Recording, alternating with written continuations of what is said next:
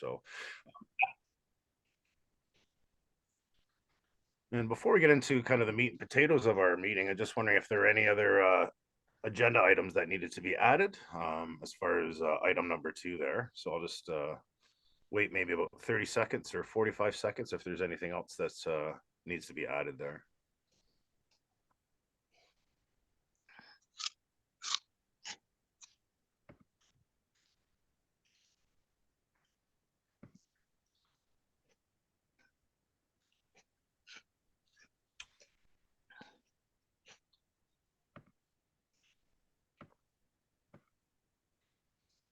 All right. Well, we're going to continue on. If there are anything else that you might have forgotten, we could try to include that possibly a little bit later. So we are going to move on to item number 3. We have several interesting people that are going to share some of the new things that are happening as far as Healthy Schools updates. Our first guest speaker today is Chris Cully. He works with the Ministry of Education, Safe and Healthy Schools branch to be specific, and his role is the education officer. So I just wanted to welcome Chris, and he's going to be our first guest for today, and look forward to hearing from him. So thank you very much, Christopher.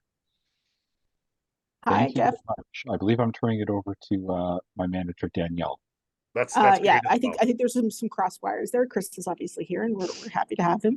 Yes. So I'm Danielle. I'm the manager of the Safe and Healthy Schools branch's policy and research unit, but we're joined here by our colleagues in the program and partnership development unit. So I'm going to turn it over to Jen and her team to introduce themselves, and they're going to be making the update. Good morning. We're a large crew today. Nice to meet everybody. Thank you for having us. My name is Jennifer Ng. I am the manager of the Programs and Partnerships Development Unit in the Safe and Healthy Schools branch in EDU. We oversee a number of transfer payment agreements and partnerships with organizations that support the health and safety of students from kindergarten to grade 12. And I'm joined today by my colleagues in my team, or on my team rather, Yanula, as well as Jazba. We're here to bring you a brief update on some of the work we're doing on menstrual equity. So I'll just hand it over to Yanula to say hi quickly, and then we'll quickly move over to Jazba. Thank you for your time today. Everyone, happy to be here. Happy that our whole team was able to make it today, and looking forward to hearing any feedback you may have on the initiative that Jazba will be presenting on. Hi, everyone. I'm just going to share my screen in a moment. Please let me know if you can see my screen.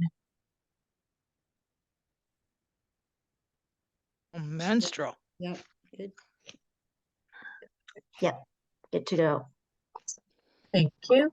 So today we'll be talking about the Menstrual Equity Initiative. And so as some of you may know, period poverty, or the lack of access or the inability to purchase menstrual pads, can negatively impact quite a few different students. It can impact their social and emotional well-being. It can increase feelings of stigmatization during menstruation, and it can lead to kids missing school and a low attendance rate. And so the financial burden of buying menstrual products impacts vulnerable populations, and this is being further exacerbated by the financial pressures brought on by COVID-19 and inflation.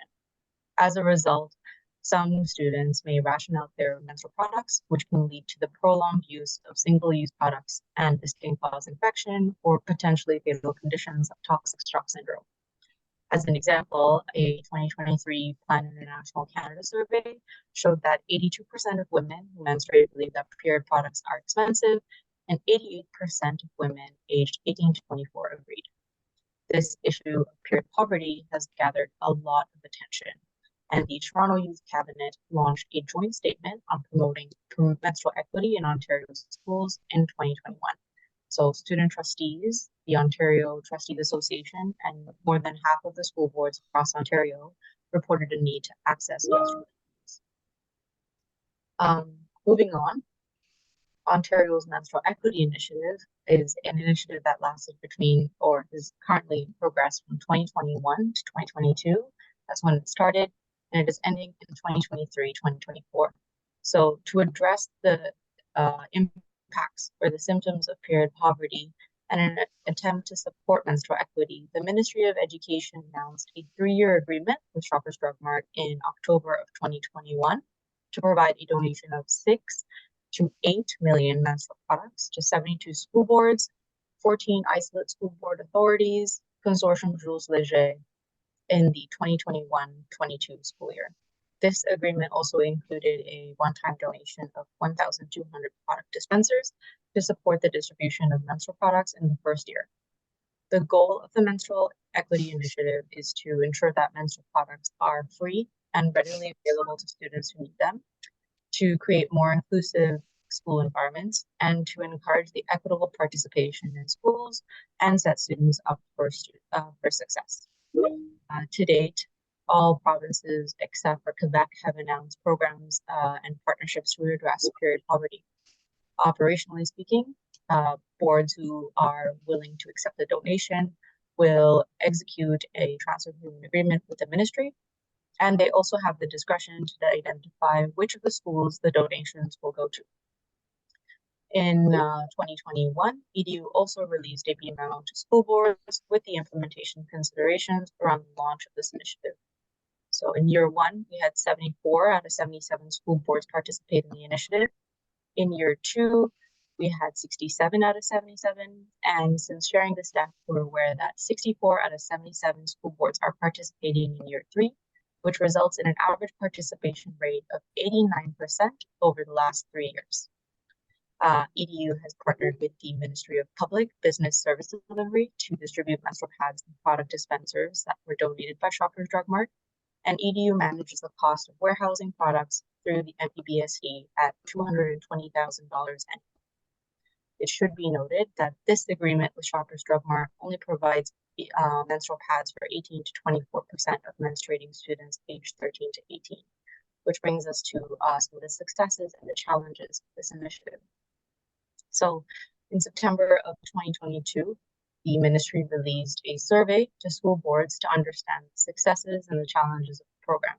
The key feedback included a need for more products and more dispensers, a greater variety of products. This includes tampons and different varieties of pads, a request for educational resources as well about the impacts of period poverty. Overall, the program has been very well received, and many school boards have indicated a need for this program. In some instances, this donation has also aided the expansion of menstrual equity programs to some elementary schools within participating school boards. And this initiative has also had its own set of challenges, which are particularly important to note. Some cases include the fact that the donated product provided by Shoppers Drug Mart did not fit the existing menstrual product dispensers, and so for that reason, they were returned to the ministry. In other cases, the donated dispensers could not dispense any school's existing menstrual products. So for instance, the donated dispensers from Shoppers Drug Mart couldn't dispense any tampons. So the focus on schools has been an issue as well, because the provision of menstrual pads only focuses on providing schools menstrual pads for students during the school day and doesn't consider students' needs outside schools. And there's currently a gap in terms of how much, as I had mentioned, this donation accounts for. So at the moment, like I mentioned, it's only 18%. So it is important that we consider a wider distribution network moving forward. So this could include public health units or youth shelters and community centers, and this would provide a comprehensive approach to distributing free menstrual products. And also we acknowledge that a recent meeting with the Ontario School Health Managers, where indicated that they would benefit from free menstrual products at schooling clinics. So that is a brief overview and summary of the Menstrual Equity Initiative that will be coming to an end, as I mentioned, in the 23-24. And so happy to answer any questions or pass it over to Jen to provide you with more information. Why? I don't know. I don't think it's good to borrow people's clothes, but Not sure if anybody has any questions. It is the last year of this program, and we are, considering other options, but we'll see how it goes as it goes forward. If anyone has any questions, feel free to email Jasba, Yanula, or myself. Thank you very much for your time.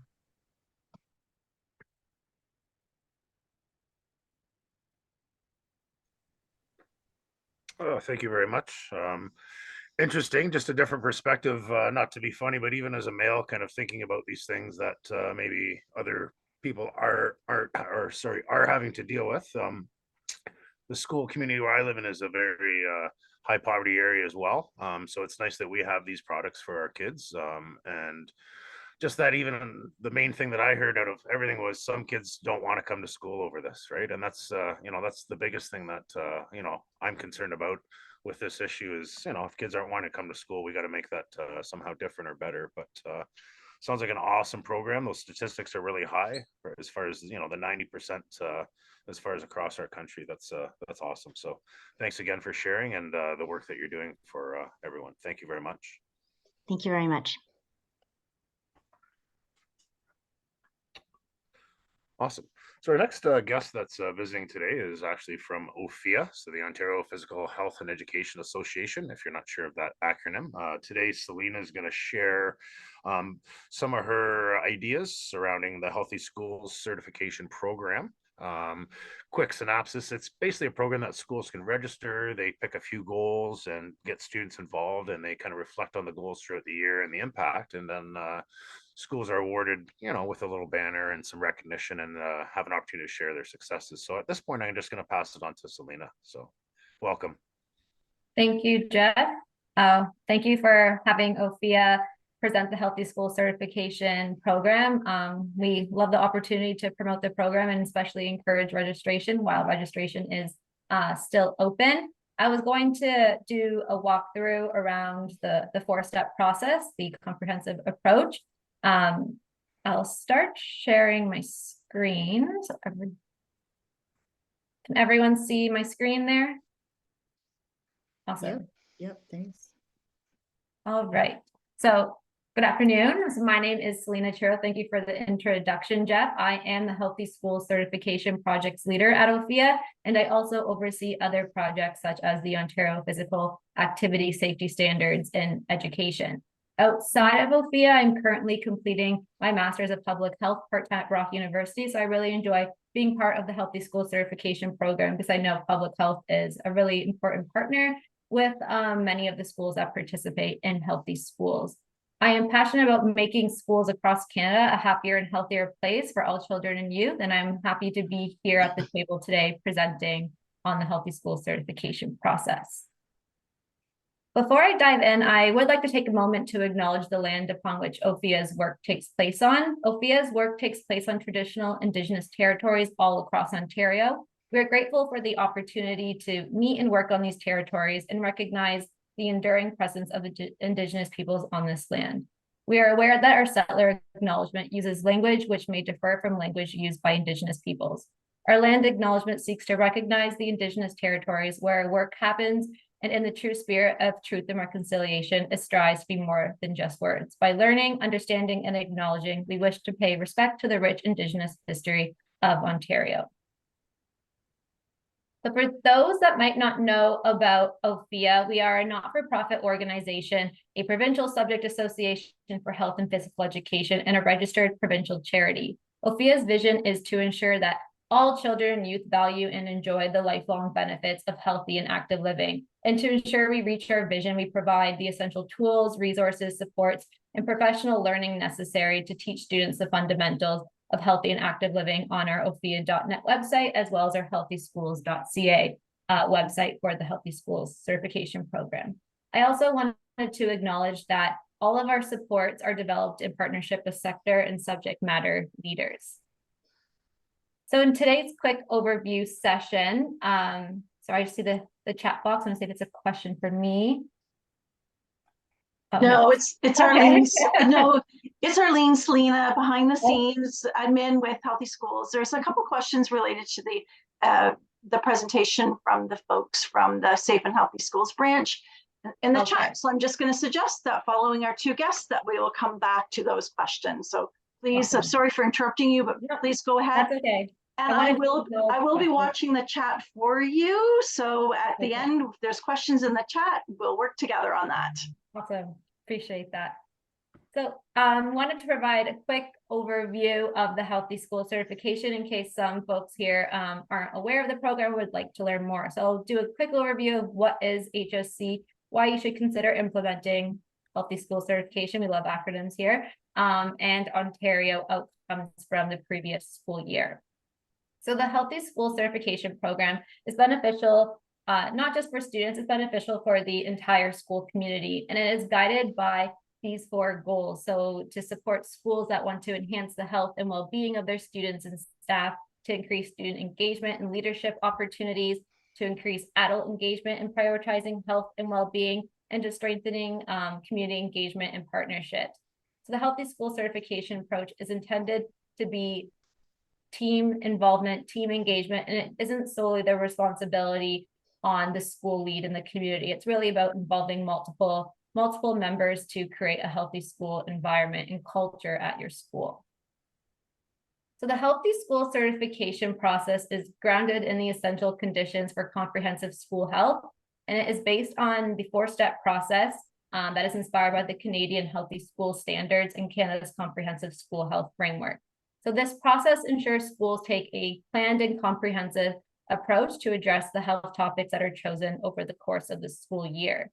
So the 4 steps include step 1, assembling your team, step 2, identifying your school community priorities, assets, and health topics, step 3, developing your plan and taking action, and step 4, taking a moment to celebrate and reflect on all of the amazing work and accomplishments that were completed over the course of the school year. So the purpose of the 4-step process is it ensures consistency in the approach teams take that build their healthy school. And since the certification is based on the school's ability to follow a process, it can also be adaptable for all the unique school community needs across not just Ontario, but Canada, because we are now a national program in partnership with PHE Canada and Ever Active Schools. So each of the steps have individual reporting requirements. Some are simple yes, no answers where points are awarded. And then in some instances, there'll be questions where you need to go into further detail and explain what you've learned and explain the different types of activities to see if the school truly understood the purpose and process of why the questions are being asked. So step 1 is assembling your school team, and up to 70 points can be awarded. So this involves bringing together members of your school community to build your team and to learn about the Healthy Schools approach together.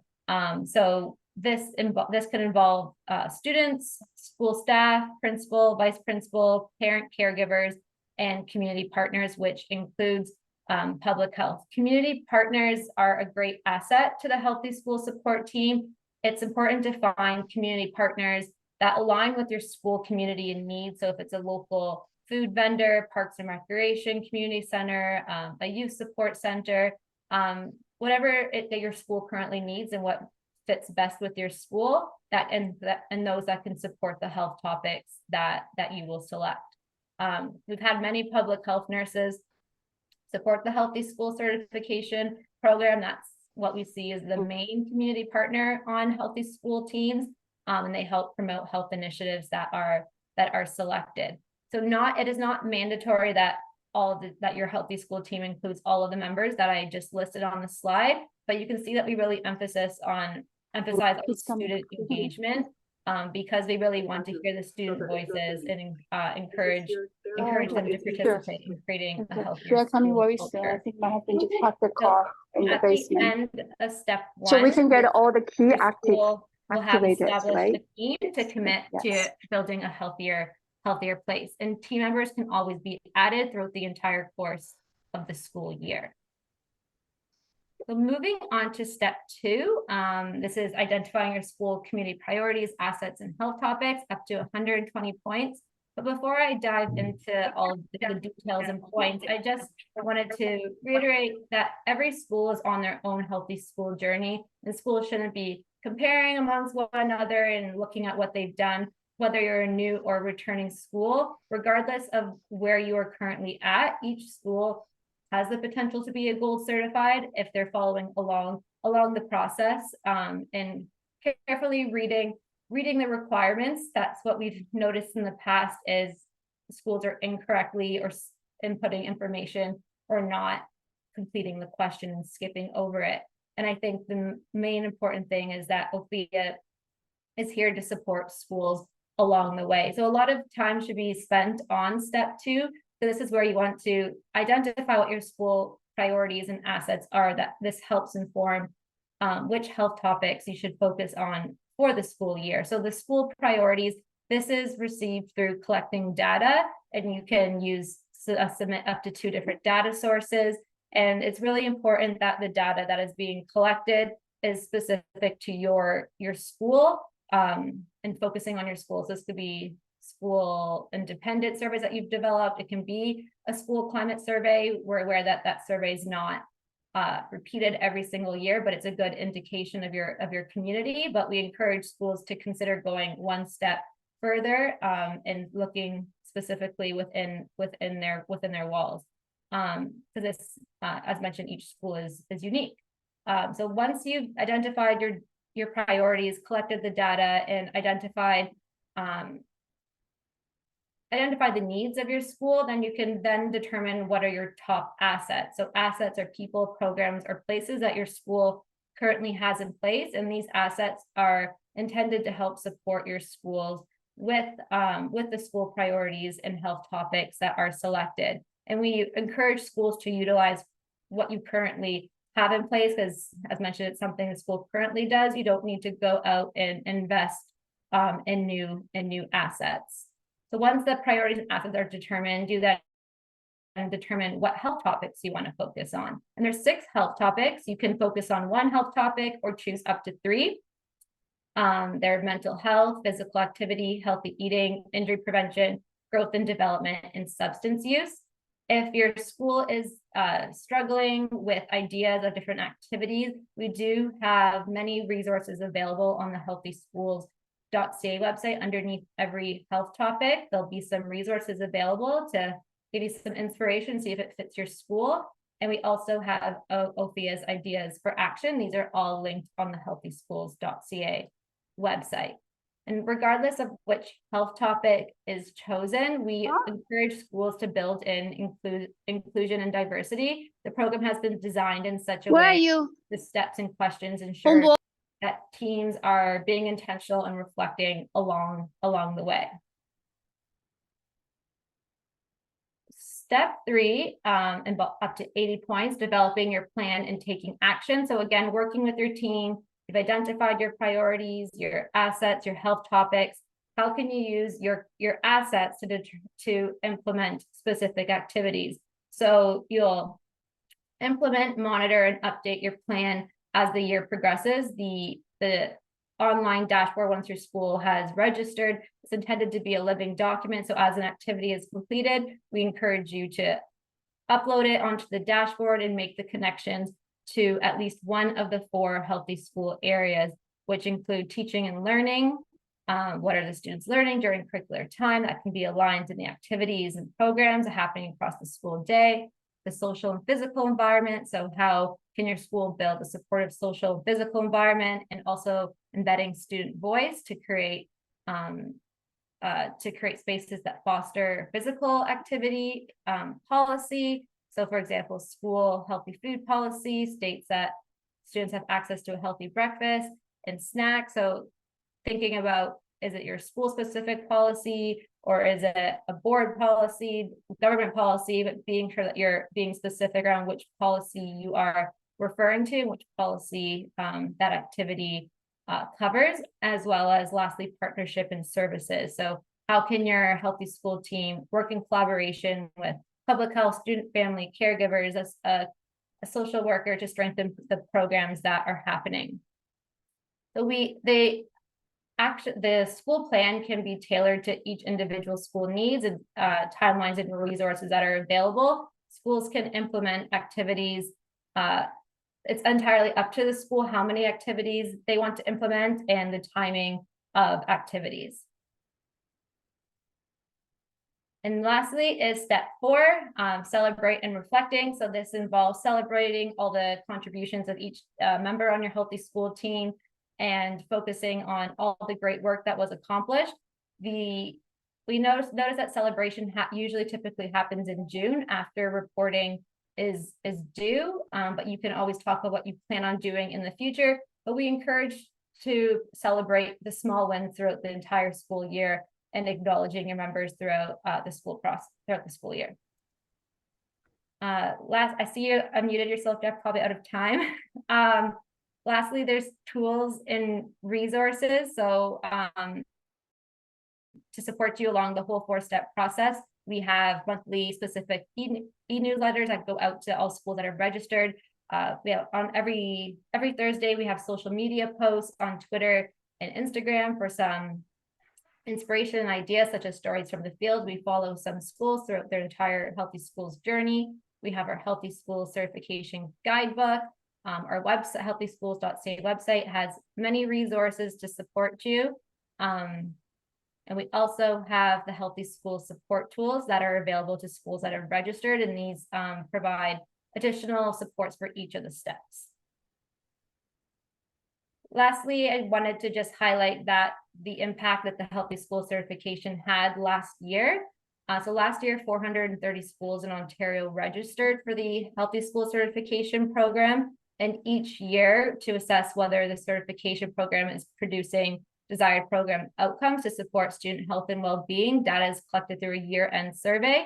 And among Ontario respondents, 96 reported Healthy Schools as excellent, very good, very good or good in supporting schools to prioritize the health and well-being of their students. So hopefully we see the same number again this year. We are currently at 262 schools registered for the 2023-2024 school year.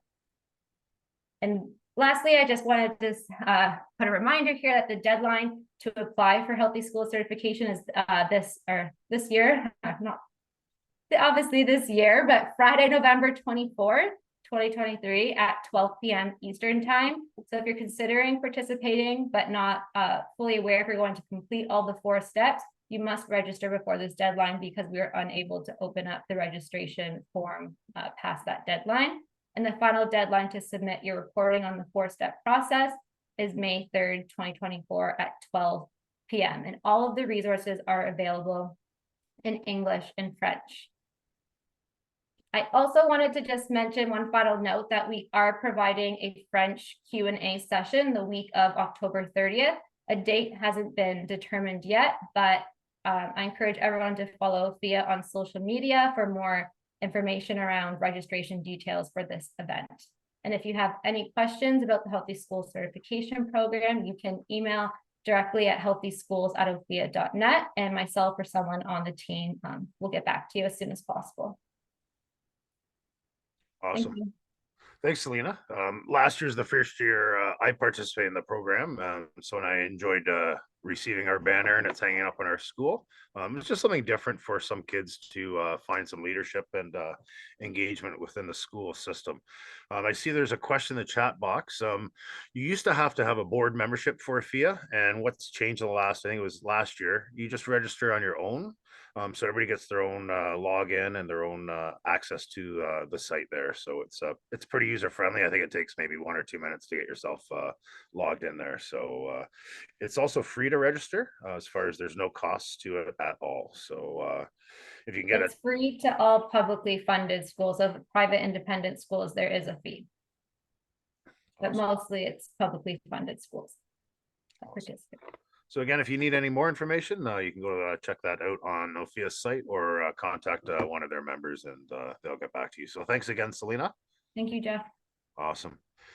Our next guest is from PHE Canada. We have Megan Gilbertson. Her title, I'm going to try to get this, Lead Engagement and Knowledge Mobilization. So she's going to share some things that are happening with PHE Canada and some things that are going to be exciting for us over the next year. So we do have one question there. Go ahead. Hi there. Sorry, it wasn't related to the OPHIA presentation, but I'm not sure if we want to take the menstrual equity questions now before we move on to the next presentation, just so I'm wondering if there's going to be too many questions in the chat, and then we decide of answering those in real time. So I don't know if that works. Yeah, let's squeeze that in quick. I didn't see any questions specifically about the menstruation program. It was more about PPM 150 as far as kind of aligning the food guide and the My Plate ideas with the that initiative. So I can quickly go over, there was a question about whether or not the program is continuing. So we are making efforts to see if we can certainly extend or expand the program and include tampons as well, because that was something that we have heard loud and clear, and we ourselves considered in our original request. So we will definitely take back any comments and other questions and be happy to answer them again. But we are looking to expand. And I think I'm going to turn it over real quick to Danielle for the PPM 150 question. Thank you. It'll be an equally quick update. So at this time, there's no new information to share on the, a potential update to PPM 150. We hear you as well on this policy and understand the interests, and we also understand that there's a lot of interest in the current community and in public health units to provide input and participate in that process.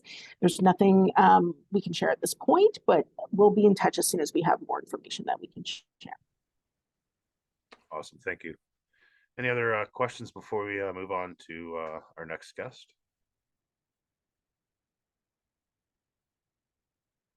I don't see anything here in the chat. I don't see anybody's hands up. So I think the floor is yours, Megan. So again, welcome. Megan's from PHE Canada. Awesome. Thanks so much, Jeff. I have PHE Canada, that's who I'm employed by, but also the Canadian Healthy Schools Alliance just up on the screen. PHE Canada, Everactive Schools, OFIA, and Circle Lab are steering committee of the Alliance. So I have a couple updates from them as well, but really excited to share about healthy school initiatives that are coming up or have happened actually. So I'll talk about National Healthy Schools Week. I'll do a quick recap. That just finished at the beginning of October, and it was the first one that we've ever launched, the Alliance in Canada, which is really exciting. I'll talk about the upcoming Healthy Schools National Forum, the Canadian Physical and Health Education Competencies, and then some things that we're looking ahead to. So if you haven't heard, we being the Canadian Healthy Schools National Alliance, the first ever National Healthy Schools Week, the first week of October. What's really exciting about this initiative is we want to build momentum and really try and get government awareness and hopefully government funding going towards healthy school initiatives. And that was the whole impetus of starting National Healthy Schools Week. We are working closely with Senator Marty Deakin around National Healthy Schools Week, as she's a huge advocate around National Health and Fitness Day. And she actually spoke about this amazing week in Senate, and you can watch the YouTube video. It's really short. It's about 3 minutes.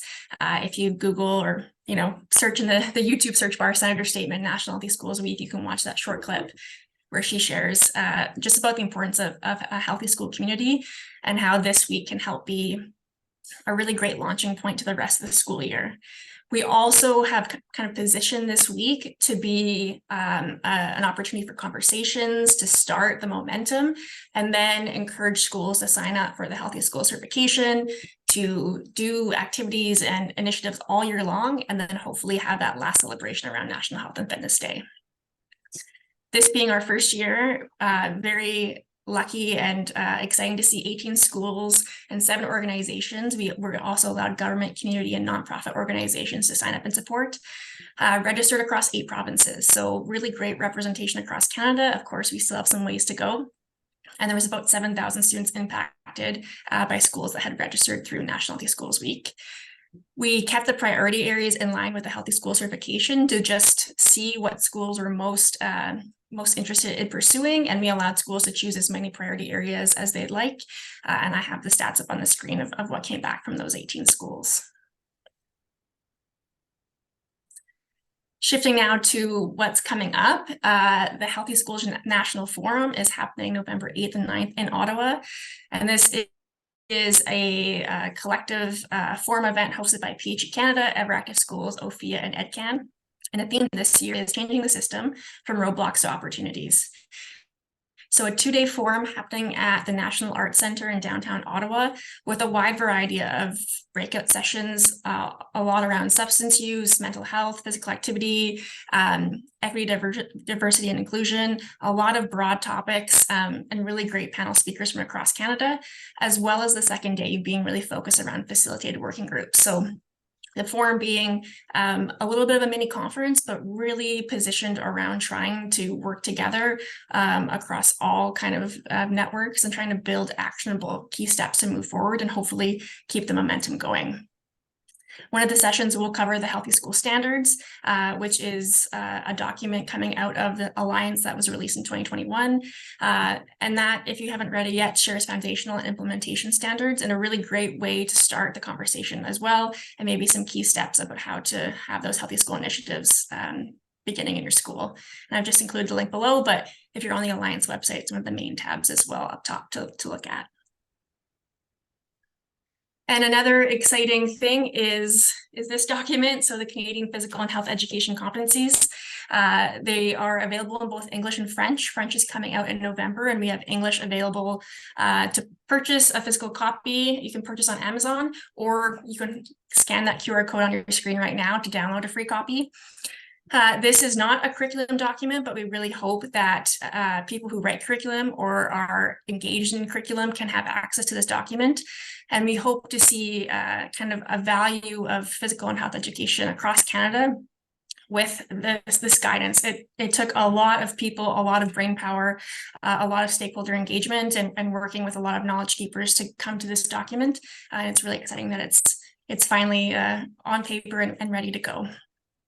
I think that this is my last slide, but just looking ahead within PHE Canada and the Canadian Healthy Schools Alliance, the focus is really government relations and hopefully building momentum around National Healthy Schools Week and other initiatives to build that federal funding so we can help support schools across Canada in becoming a healthy school community. That's my, those are my slides, nice, short and sweet, and happy to answer any questions as well if there are any. I don't see any in the chat yet. I don't see any hands up. We'll just maybe wait 30 seconds.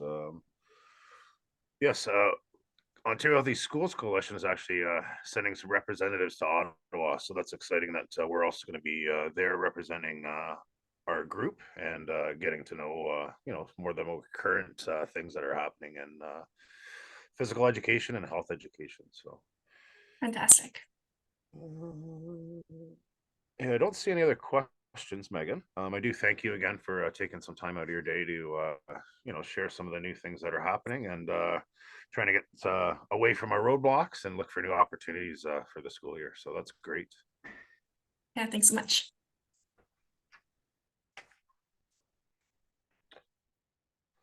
Awesome. We did have, as mentioned earlier, an opportunity to add to our agenda. I don't know if there was any other issues or concerns or thoughts that someone would like to share at this time. I think I see Julie. Yeah, I just have a question for Megan.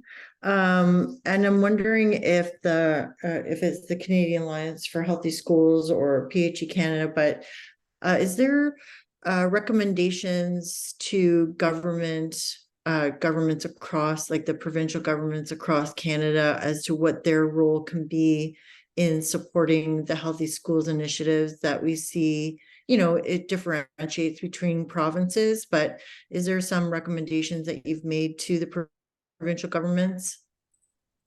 Nothing formally yet. I know an aspect of National Healthy Schools Week, we had some form letters that schools could take and write towards their government leaders to advocate for what they would like in their school. But that's something that I can definitely take back and we can explore, because we definitely want more voices kind of talking to government leaders about what we'd like to see in physical and health education. Yeah, because like I feel like, for example, the period of poverty, our students made a huge difference when it came to advocating for what they wanted in the schools, right?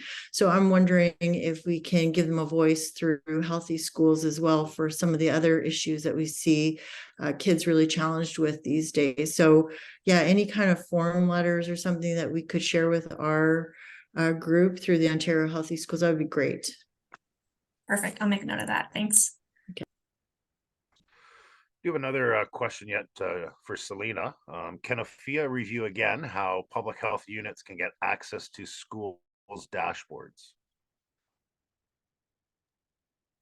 Yes, so public health nurses can, or promoters, they can access a school's dashboard if the school lead adds you, if the school's already registered, or you can also register the school. However, we encourage and recommend that it's the school registers first and then builds their healthy school team. So I'd encourage connecting with the school admin, or if you already are aware that the school you're supporting has registered, the school lead would add an additional school user. There is a yellow button on the dashboard. I can't share my screen right now, but that question is addressed in the frequently asked questions webpage.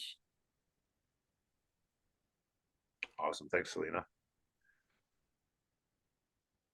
Don't see any other questions in the chat at this time. I don't see any of their hands raised. Kind of moving on to number 5 was our last kind of topic. If there was any other things to discuss at this time, we can kind of open the floor up for any other topics or questions or concerns. Maybe wait about 40 seconds in case anybody's shy with their typing.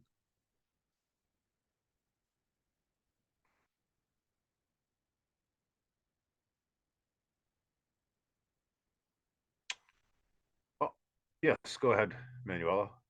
Oh, just a quick question for for Selena, I think it is, for the Healthy Schools certification. Can you be put on more than one school? Or is it limited to just to being on just one school?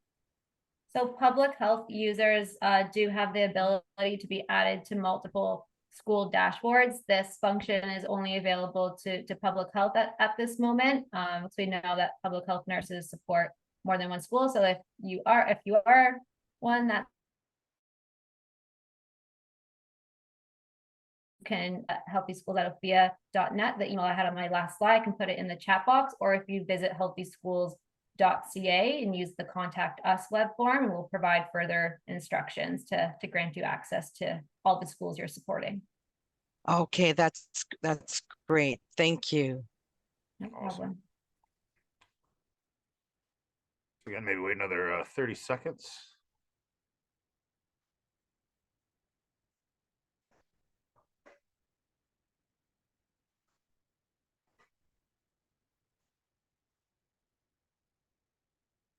Awesome. And Selena's put the website there that can get you where you need to go for the Ontario Healthy Schools. At this time, we're going to wrap things up. If you haven't had a chance to check out the recent newsletter, there's lots of great tidbits that can be found in there, depending on what your role is. Definitely check out that. Other than that, our next meeting is November 30th. As far as us getting together as a group. So hopefully most of you can keep that date open and we can meet again. I'm just going to wait maybe one more minute if there's any other comments or concerns or anything you want to share in the box.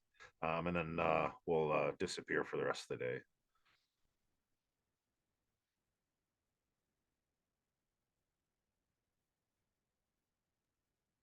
Thanks, Jeff, for hosting. Yeah, no problem.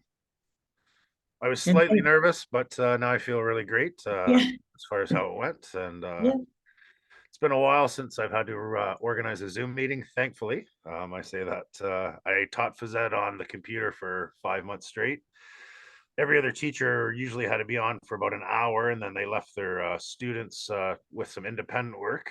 Being the phys ed teacher, every student wanted to come to phys ed, so my day was full all the time. And by the end of the day, I was pretty pooped. But yeah, it was glad we're past that time again. So if there's no more questions. Somebody has their hand up, Jeff. Oh, I see Kelly there. Yeah, go ahead, Kelly.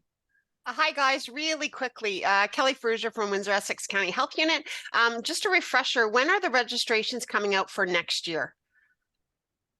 For this group? I think I can do that one. Okay. Go ahead, Arlene.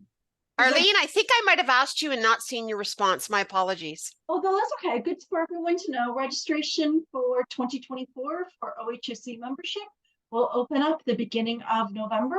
I will send out the information through the OHSC listserv and update the website as well. So look for the registration in November and also look to our website for the update as well.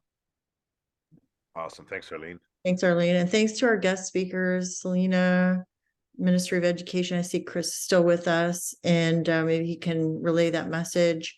And Megan, thank you. Yeah, it's great to have the support from the various levels, from our Ontario government to the provincial to the more what am I thinking here? Not provincial, but national. Thank you. Whew, gosh, it's been a long day. So it's great to have representatives from all the different areas and from our local public health units and school boards. One start. He also did help.